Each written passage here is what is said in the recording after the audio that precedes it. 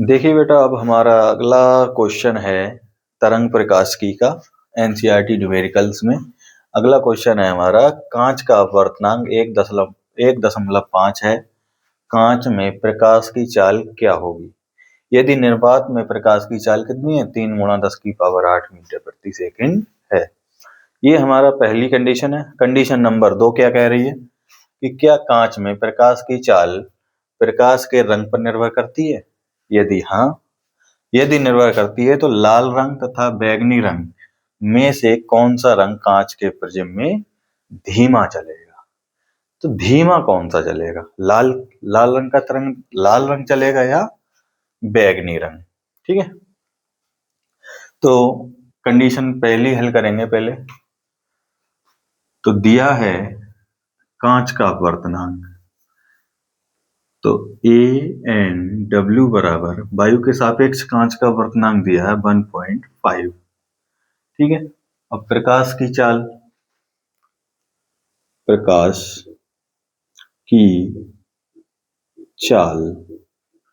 V बराबर कितनी दी है? 3 गुणा 10⁸ मीटर प्रति सेकंड। कांच में प्रकाश की चाल ये C है बेटा। ठीक है, कांच में प्रकाश की चाल ज्ञात करनी है। कांच में प्रकाश की चाल ज्ञात प्रकाश की चाल V ज्ञात करनी है। ठीक है, तो एक फॉर्मूला है हमारे पास, अपवर्तनांक बराबर होता है वायु में प्रकाश की चाल बटे किसी माध्यम में प्रकाश की चाल। ठीक है, तो माध्यम हमें क्या दिया है? कांच का दिया है। तो फॉर्मूला हमारे पास ANG, ये G है बेटा, कांच में चल रहा है ना, ANG बराबर C/B। तो ANG हमारे पास कितना नहीं 1.5 और C 3 गुणा 10⁸ मीटर प्रति सेकंड अपॉन B को इधर ले आओ, ये उधर हो जाएगा। जब B बटे में तो इधर आएगा तो हो जाएगा इसके गुणा में, और ये ऊपर है तो ये उधर जाएगा तो नीचे हो जाएगा। 3 गुणा 10⁸ अपॉन 1.5। ये ऐसे हटाएंगे तो एक जीरो बढ़ा लेंगे, 15 दूनी 30 होता है। तो B बराबर हो जाएगा 2 × 10⁸ मीटर प्रति सेकंड। तो कंडीशन 1 का हल आ गया हमारा 2 गुणा 10⁸, मतलब कांच में प्रकाश की जो चाल होगी वो हो जाएगी 2 गुणा 10⁸ हो जाएगी, जो कि हमारा आ चुका है। अब कंडीशन नंबर 2, कंडीशन नंबर 2 कह रही है कांच में प्रकाश की चाल प्रकाश के रंग पर निर्भर करती है। तो बेटा हाँ, ये बात बिल्कुल सही है कि जो कांच में प्रकाश की चाल है वो उस पे कलर पे मतलब निर्भर करती है। वो कैसे? जैसे जिस रंग का प्रकाश होता है उसकी जो तरंग दैर्ध्य होती है वो उतनी ही अलग होती है। तरंग दैर्ध्य भी हर रंग के प्रकाश की कैसी होती है? अलग होती है। और जो प्रकाश की चाल है वो डिपेंड होती है तरंग दैर्ध्य पर। जब तरंग दैर्ध्य उसकी अलग अलग है तो उसकी प्रकाश की चाल भी अलग होगी। तो यहां पर हमारा आंसर होगा हाँ।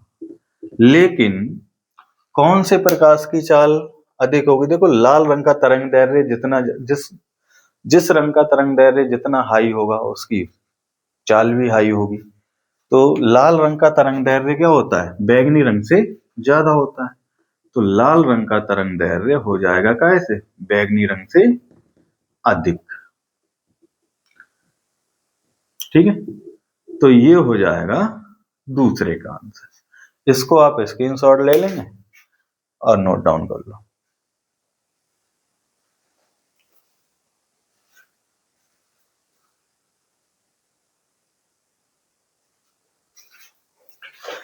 देखिए बेटा, अब अगला सवाल है हमारा सवाल नंबर 3।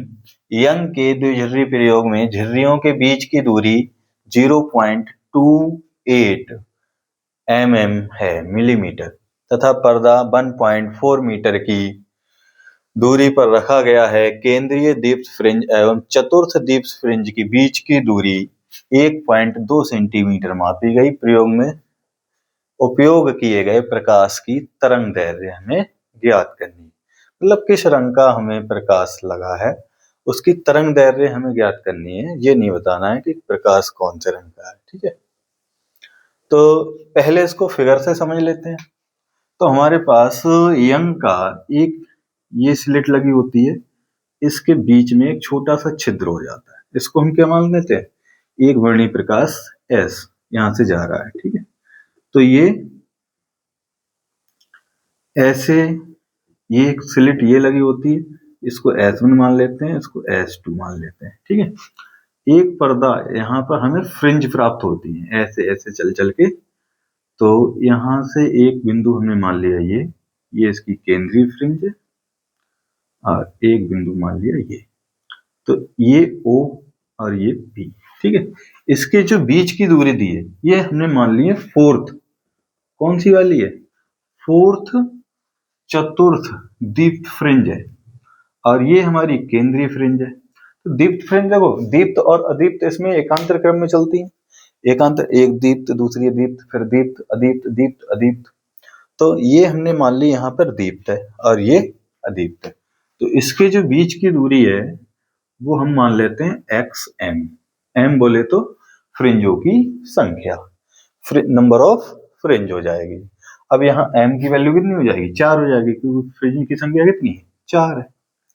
ठीक है, और झिर्रियों के बीच की दूरी, ये क्या हमारी झिर्रियां हैं, इसकी दूरी को हम मानते हैं स्मॉल डी, और जो हमारी कितनी है 0.28 मीटर है mm। ठीक है, और दोनों पर्दों के बीच की दूरी हमारी होती है क्या, कैपिटल डी, जो कि हमारी कितनी है,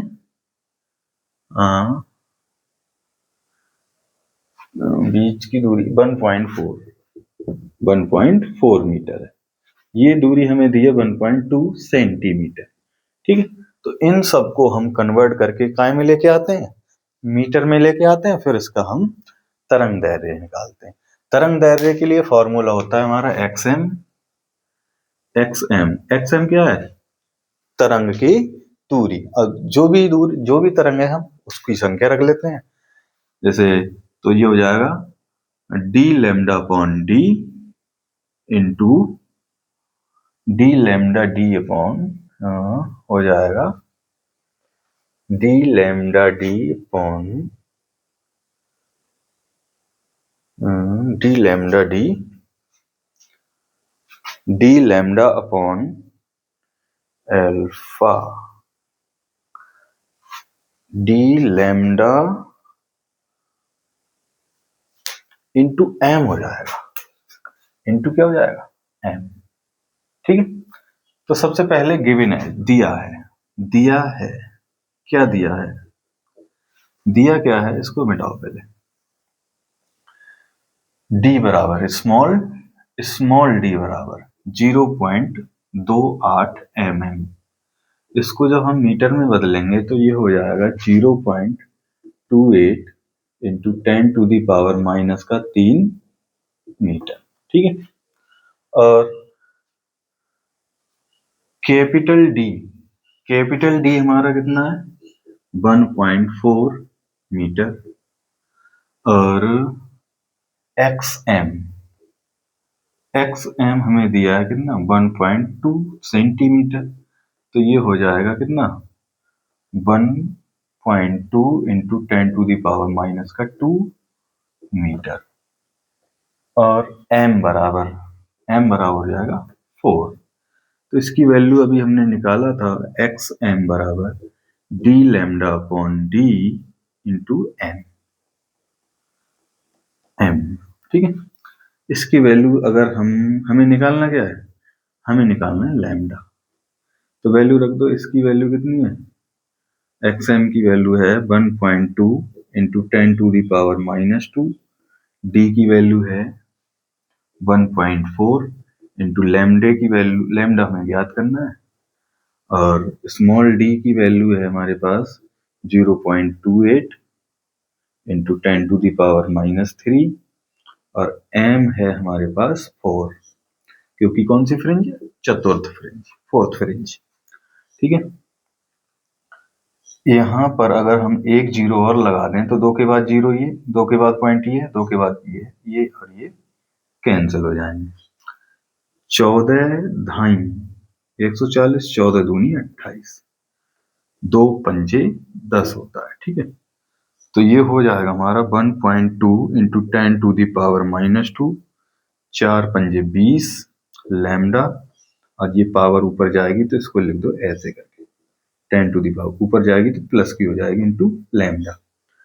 तो लैम्डा बराबर हो जाएगा 1.2 इंटू 10⁻⁻² अपॉन 20 इंटू 10⁻3।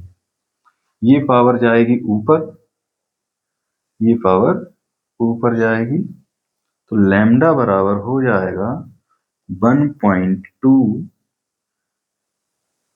इंटू 10⁻2 और 3 माइनस का 5/20। ये ऐसे कर लो, तो ये हो जाएगा लैम्डा बराबर 4 तिया 12, 4 पंजे 20।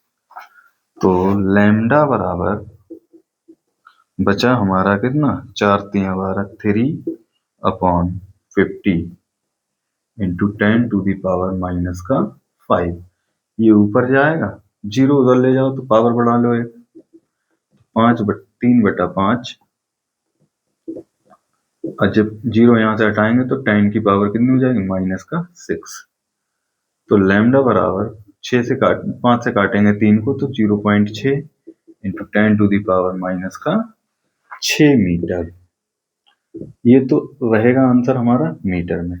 अगर हम इसको एंगस्ट्रॉम में बदलें तो लैम्डा बराबर हो जाएगा, पावर हमको कितनी लानी है? ये माइनस की 10 करके लानी है, तो 1 2 3 4 इंटू 10⁻⁻10 मीटर।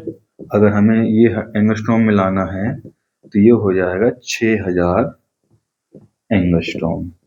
ये रहा हमारा, ये जो प्रकाश इसमें यूज करा है उसका अपवर्तनांक। ठीक है, इसको आप नोट डाउन कर लेंगे जल्दी।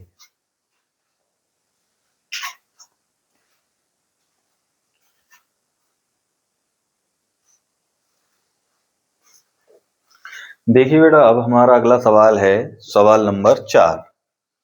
सवाल नंबर 4 कह रहा है यंग के द्विध्रुवी प्रयोग में लैम्डा तरंग दैर्ध्य का एक वर्णीय प्रकाश उपयोग करने पर पर्दे के एक बिंदु पर जहां पथांतर लैम्डा है, मतलब पथांतर क्या है हमारा? लैम्डा, प्रकाश की तीव्रता k इकाई है, उस बिंदु पर प्रकाश की तीव्रता कितनी होगी जहां पथांतर हमारा λ/3 होगा।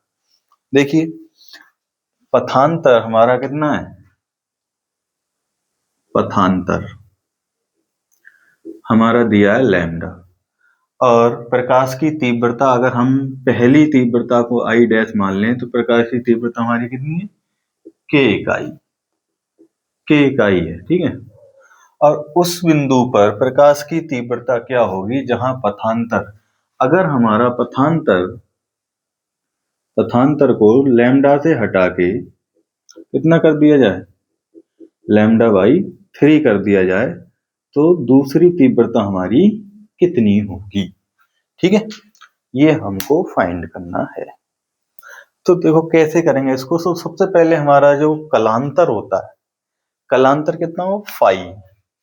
तो फाई कलांतर जो होता है वो होता है हमारा 2π लैम्डा इंटू पथांतर।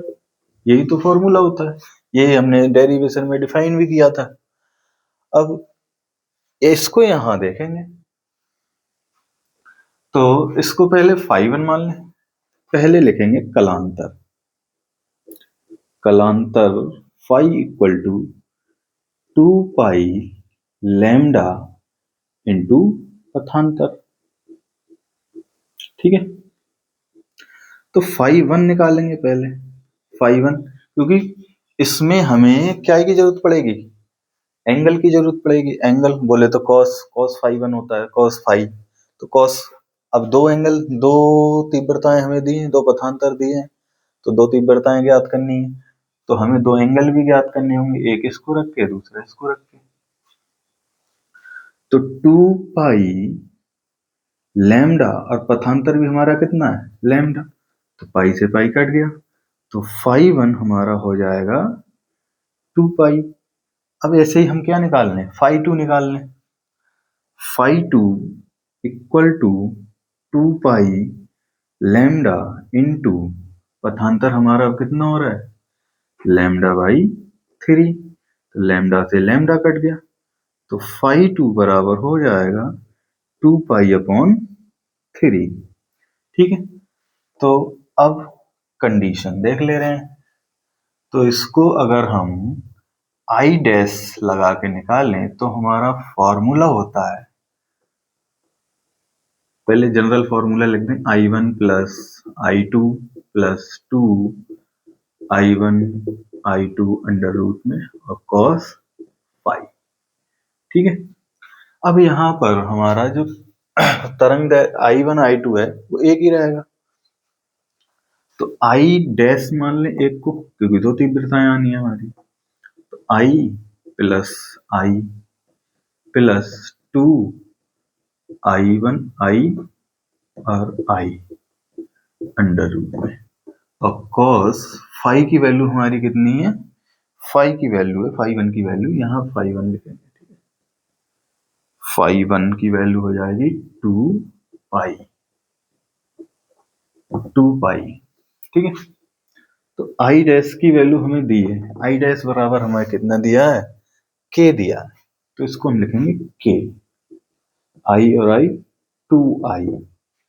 अब ये दो राशि अंदर है, मतलब आई स्क्वायर हो जाएगा, आई की गुणा आई से करेंगे तो आई स्क्वायर हो जाएगा, आई स्क्वायर को जब हम अंदर रूट से बाहर निकालेंगे तो क्या बचेगा हमारा, 2 आई बचेगा, 2 आई इंटू कॉस 2 पाई।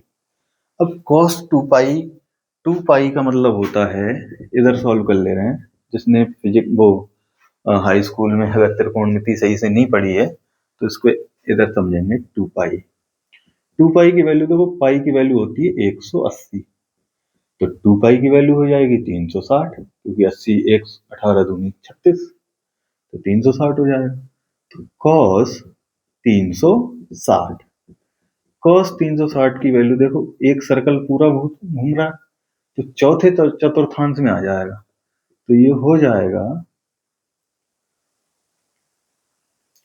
360 प्लस 0 या माइनस 0, 360 माइनस 0, तो cos 0, 360 माइनस 0 होता है cos 0, और cos 0 होता है 1।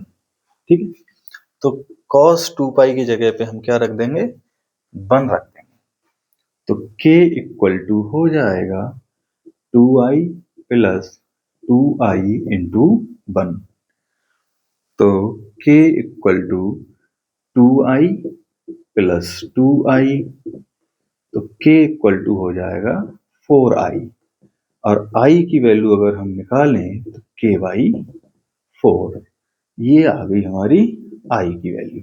ठीक है, अब जब क्या हो, लैम्डा बाई 3 पथांतर हो, तब उसको हम क्या मान लेंगे, आई डबल डैश, तो ये हो जाएगा I1 की जगह I2 की जगह I प्लस, ये इसी वाले फॉर्मूले में रखें, 2 अंडर रूट I1 की जगह पे I2 की जगह पे I, और cos φ2। ठीक है, तो I double dash equal to हो जाएगा 2i प्लस 2i और i स्क्वायर, केवल i बचेगा, cos φ2 का मतलब है φ2 2 पाई बाई 3। अब देखो इसको थोड़ा सा इधर फिर से सॉल्व कर लें, तो cos 2 पाई बाई 3, तो इसको हम लिखेंगे ऐसे करके लिख दें, यहाँ पे 2 पाई बाई 3, तो ये हो जाएगा 2 इंटू 180, पाई की वैल्यू कितनी होती है, इसको लिखेंगे 2 इंटू 180 बटे 3, 3 छक 18, 6 दूनी 12, मतलब cos 120। cos 120 को हम लिख सकते हैं cos 180 माइनस 60, क्योंकि 180 में से अगर 60 जाएंगे तो कितना बचेगा हमारा cos 120 बचेगा। तो ये हो जाएगा हमारा दूसरे चतुर्थांश में cos का एक होता है माइनस का होता है, और cos 180 माइनस 60 cos 60, अब cos 60 होता है माइनस का 1/2। ठीक है, तो यहां पर हो जाएगा i double dash equal to 2i plus 2i into minus का 1/2, ये और ये cancel, i double dash equal to 2i और minus plus minus i, i double dash equal to हो जाएगा 2i में से एक माइनस का जाएगा तो हो जाएगा प्लस का i, और i की वैल्यू हमारे पास, इसको इक्वेशन 1 मान लें, तो फ्रॉम इक्वेशन 1 से ये हो जाएगा हमारा i डबल डैश बराबर ky4। तो दूसरी, जब पथांतर हमारा लैम्डा बाई 3 होगा तो उसकी मतलब तीव्रता इंटेंसिटी कितनी हो जाएगी, k/4 हो जाएगी। तो ये रहा हमारा आंसर, इसको आप नोट डाउन कर लो और स्क्रीनशॉट ले लो।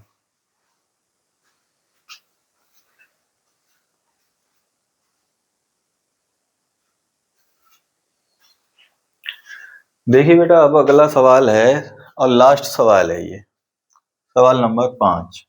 यंग के द्विध्रुवी प्रयोग में व्यतिकरण फ्रिंजों को प्राप्त करने के लिए 650 नैनोमीटर तथा 520 नैनोमीटर तरंग दैर्ध्य के प्रकाश पुंज का उपयोग किया गया है। अब पहली कंडीशन में हमें ज्ञात करना है 650 नैनोमीटर तरंग दैर्ध्य के लिए पर्दे पर तीसरी दीप्त फ्रिंज की केंद्रीय उच्चिष्ट से दूरी ज्ञात करना पहले। फिर दूसरी कंडीशन हमें कह रही है केंद्रीय उच्चिष्ट से उस न्यूनतम दूरी को ज्ञात कीजिए जहां दोनों तरंग दैर्ध्य के कारण दीप्त फ्रिंज संपाती होते हैं। दीप्त फ्रिंज कैसे होते हैं, संपाती होते हैं, संपाती में कोइंसाइड। ठीक है, तो सबसे पहले हमें दिया है लैम्डा 1 बराबर कितना दिया है, 650 नैनोमीटर, इसको मीटर में बदलेंगे, ये हो जाएगा 650 इंटू 10⁻⁻9 मीटर, और लैम्डा 2 520 नैनोमीटर है, तो ये भी हो जाएगा 520 इंटू 10⁻⁹ मीटर। ठीक है, और क्या दिया है, डी बराबर दिया है 120 सेंटीमीटर, इसको मीटर में बदलो तो 1.2 मीटर हो जाएगा, 100 से भाग करेंगे, डी बराबर हो जाएगा 2 mm दिया है, हो जाएगा 2 इंटू 10⁻³ मीटर। ठीक है, 1000 से भाग करेंगे इसको। तो पहली कंडीशन है 650 न्यूटन मीटर तरंग दैर्ध्य के लिए तीसरी दीप्त फ्रिंज की केंद्रीय उच्चिष्ट से दूरी, बोले तो x ज्ञात करनी है हमको, इसमें ज्ञात क्या करनी है, x। तो पहली कंडीशन में x3 हमको ज्ञात करना है, क्योंकि m की वैल्यू कितनी है, 3, और m बराबर कितना है, 3। ठीक है, तो ये होता है इसका फॉर्मूला xm, दीप्त फ्रिंज की चौड़ाई xm बराबर होता है d lambda upon small d into m। तो x3 इक्वल टू हो जाएगा हमारा d कितना है, d है हमारा 1.2 इंटू लैम्डा 650 इंटू 10⁻⁹, और m 3 और d है हमारा 2 इंटू 10⁻⁻3। तो x3 हो जाएगा, 2 से इसको काटेंगे तो 0.6, 0.6 इंटू 650 इंटू 3 और इंटू 9 माइनस का, और ये ऊपर आएगा तो प्लस का 3। ठीक है, पावर जब नीचे अगर माइनस की है तो ऊपर जब इसको ले जाएंगे तो वो प्लस की हो जाती है, मतलब अपना साइन चेंज कर लेती है वो। ठीक है, तो x3 बराबर, ये पॉइंट अगर हम हटाएंगे तो ऐसे करके 10 लगा दें, इससे ये कट जाएगा, 6 पंजे 30 और 6 छंग 36 और 3 39 into 3 into 10 to the power कितना हो जाएगा, माइनस का 6।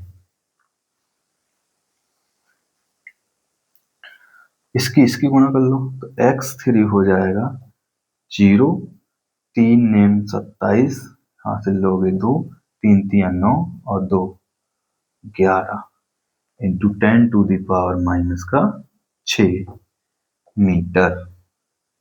अगर ये पॉइंट हम खत्म करना चाहें तो x3 हो जाएगा, इधर लिख लें, ये हो जाएगा x3 इक्वल टू, पॉइंट को हम ले आए यहाँ, तो यहाँ से चलेगा 1 2 3, तो 1.17 into 10 to the power minus का 3 मीटर।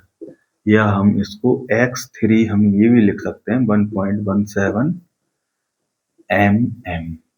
ठीक है, ये क्या रहा, हमारा पहला आंसर रहा। दूसरा आंसर कह रहा है, दूसरा क्वेश्चन कह रहा है कि केंद्रीय उच्चिष्ट से उस न्यूनतम दूरी को ज्ञात कीजिए जहां दोनों तरंग दैर्ध्य के कारण दीप्त फ्रिंज संपाती होती है। ठीक है, तो इसमें हम लिखेंगे थोड़ी देर के लिए, मान लें कि माना λ1 फ्रिंज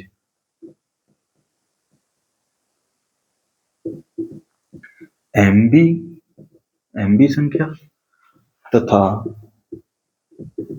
λ2 फ्रिंज M+1 पर संपाती हो, तब क्या देखते हैं कि हो जाएगा M+1/M बराबर λ1/λ2। अगर हम इसको सॉल्व करेंगे तो 1+1/λ 1/m कैसे हो जाएगा, देखो इसको जनरली सीखेंगे, इसको दोनों में डिवाइड करेंगे, m/m प्लस 1/m, इस फॉर्म में लिख सकते हैं इसको। λ1 हमें पता है कितना है, λ1 है 650 nanometre into 10 to the power -9, अब 520 10 टू दी पावर -9, ये कैंसिल, 0 से 0 कैंसिल, 13 चौका 52, 13 पंजे 65, ये m से m कैंसिल, 1+1/m बराबर हो जाएगा 5/4, ये उधर भेजेंगे तो 1/m बराबर हो जाएगा 5/4 -1, 1/m बराबर, इनका एलसीएम हो जाएगा 4, 5 -1 सॉरी 4, 1/m बराबर हो जाएगा 1/4, m बराबर 4। तो इसको हम कह सकते हैं कि इसकी जो चौथी फ्रिंज होगी वो एक दूसरे की कैसी होगी, संपाती होगी। तो हमें ज्ञात क्या करना है, बीच की न्यूनतम दूरी ज्ञात करनी है। तो m बराबर दे दिया हमें कितना, 4, और लैम्डा रहेगा कितना, 650 into 10 to the power minus का 9 metre.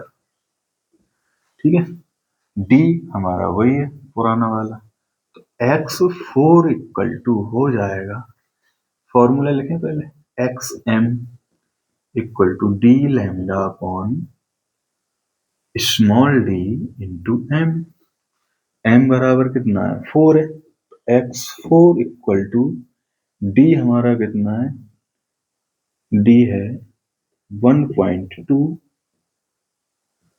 Into lambda 650 into 10⁻⁻9, M की जगह 4, और डी है हमारा 2 इंटू 10⁻⁻3। x4 इक्वल टू हो जाएगा 2 दूनी 4। ठीक है, तो 65 दूनी होता है 6 दूनी 130, और एक ये 10⁻⁻9 इंटू 1.2, और ये जाएगा ऊपर तो ये हो जाएगा प्लस का। तो x4 हो जाएगा हमारा,